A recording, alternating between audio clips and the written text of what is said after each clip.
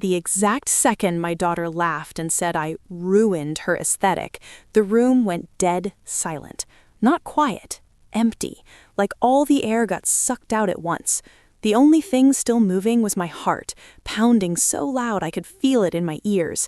I stood there, smiling too late, holding on to pride that hadn't realized it was about to die. The house still smelled like fresh paint and new beginnings. Soft light bounced off the walls the way the designer promised it would. I remembered standing in this same spot weeks earlier, imagining her happiness, imagining hugs, imagining gratitude. That warmth was still in my chest when she said it, still warm when it shattered. Her friends were stretched across the couch like they owned the place, phones up, front cameras on. One of them actually zoomed in on my face. My daughter waved a hand toward me like I was part of the decor she didn't like. "She ruined my aesthetic," she said again, laughing harder this time.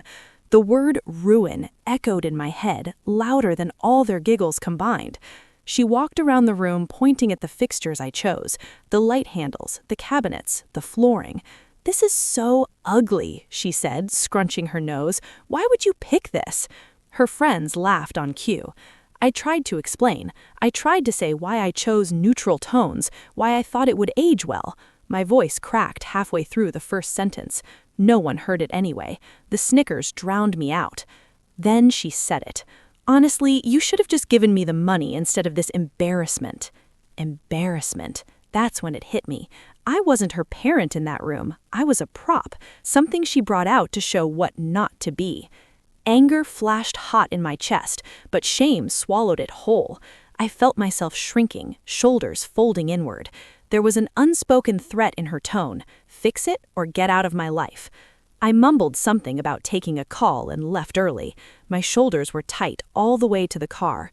I sat there, gripping the steering wheel, staring at the house I paid for, the same house I thought would be proof of my love. Something shifted in that silence. Not explosive, not dramatic, just cold, clear, a decision forming without noise. I thought back to the grocery store years ago, counting coins while she sat in the cart kicking her feet. I remembered double shifts, grease under my nails, my eyes burning from lack of sleep. I missed sleep, missed meals, missed everything except her. I never missed her.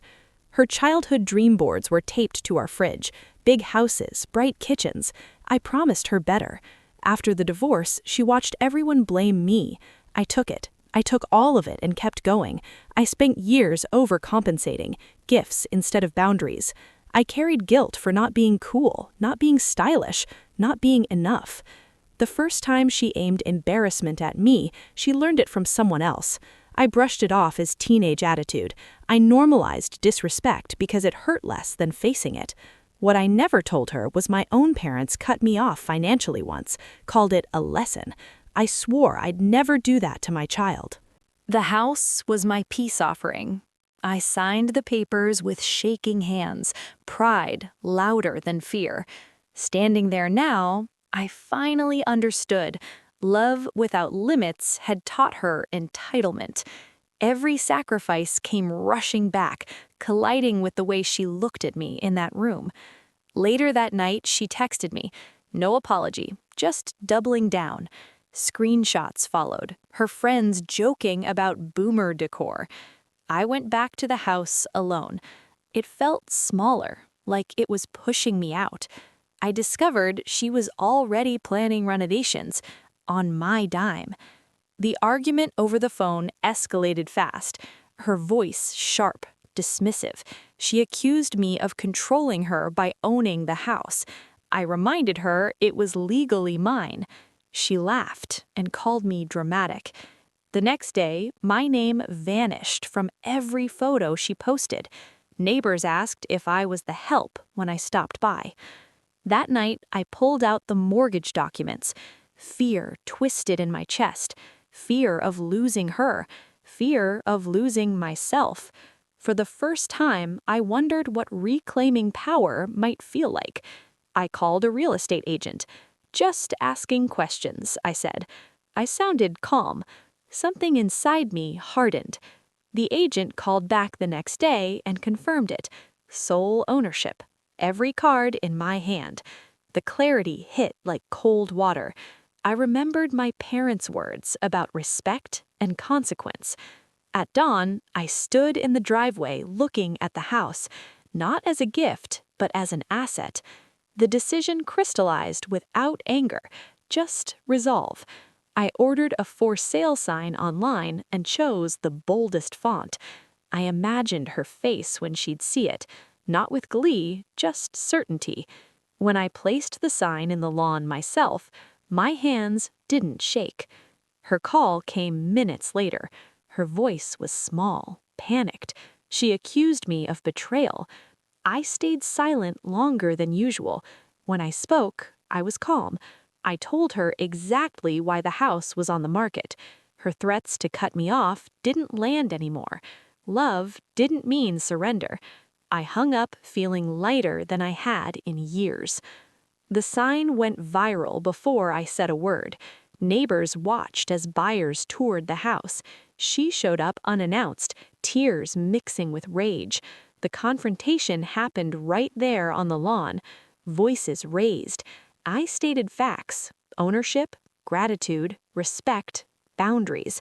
She tried to shame me again. It didn't work. Her friends watched the power reverse. My lawyer confirmed I could sell without notice. The offer came in higher than expected. I signed with steady hands. When she realized the loss was real, not a threat, the performance stopped. I told her exactly how she hurt me. When I finished, she was silent. No audience left. I walked away. The house stopped symbolizing my failure. On closing day, the keys changed hands. I deposited the money with relief, not triumph. I paid off old debts quietly. She moved into an apartment she now funds herself. We spoke less. When she apologized weeks later, it was real. I set boundaries. Consequences taught what lectures couldn't. Revenge wasn't punishment. It was balance. Without the house, I felt free. Respect returned in subtle ways. I reclaimed pride without needing approval. Love survived discomfort. I chose peace over control. Respect between parent and child isn't blind sacrifice. It's mutual dignity. Choosing myself didn't mean abandoning her.